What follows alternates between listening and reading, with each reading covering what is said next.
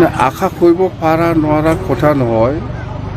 মুঠতে BTC নিৰ্বাচন 27 অক্টোবৰৰ ভিতৰত হ'ব লাগে, সেইটো আমাৰ BPF দলৰ ডিমাণ্ড।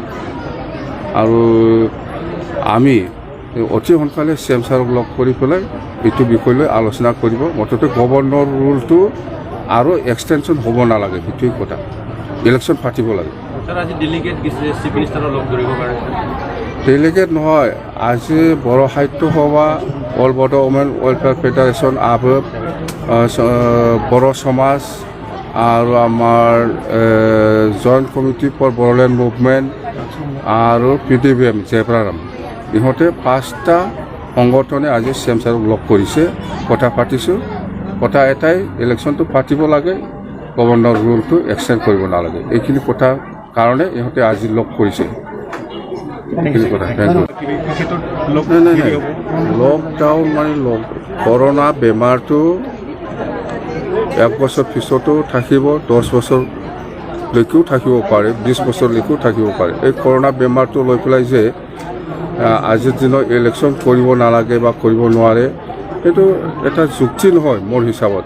আজি আমেৰিকাতো ইলেকশ্যন চলিব, মহাৰাষ্ট্ৰত ইলেকশ্যন হ'ব, বিহাৰত ইলেকশ্যন হ'ব, বেংগলত ইলেকশ্যন হ'ব। এই কৰোণা বেমাৰটো শেষ নহয়, সেইটো থাকিবই, সেইটো থাকিব কেতিয়াও। কিন্তু এতিয়া প্ৰিকশ্যন মেজাৰ কিবা একটা গাইডলাইন বনাই পেলাই ইলেকশ্যনটো কৰিব লাগে। এইটোৱে কৰোণাৰ কাৰণে যে ইলেকশ্যন হ'ব নোৱাৰে, সেইটো এটা যুক্তি হ'ব নোৱাৰে। কথা এইটোৱে। মুঠতে আমি বিচাৰিম CM ছাৰক আমি ক'ম যে 27 অক্টোবৰটো পাৰ কৰিব নালাগে। মুঠতে 27 অক্টোবৰৰ ভিতৰত BTC নিৰ্বাচনটো হ'ব লাগে, এইটোৱে। আৰু গভৰ্ণৰ ৰোলটো যদি এক্সটেনশ্যন কৰে 6 মাহ, তেতিয়াহ'লেতো আৰু শেষ, BTC বাকী ৰাইজে। হোম মিনিষ্টাৰে যিটো কৈছে 1 মাহৰ ভিতৰত BTR চুক্তি ৰূপায়ণ কৰিব লাগে, ডিৰেকশ্যন আছে, নাই, এইটো BTR চুক্তি ৰূপায়ণ কৰা নকৰাটো এইটো চৰকাৰৰ কথা, এইটো চৰকাৰৰ দায়িত্ব।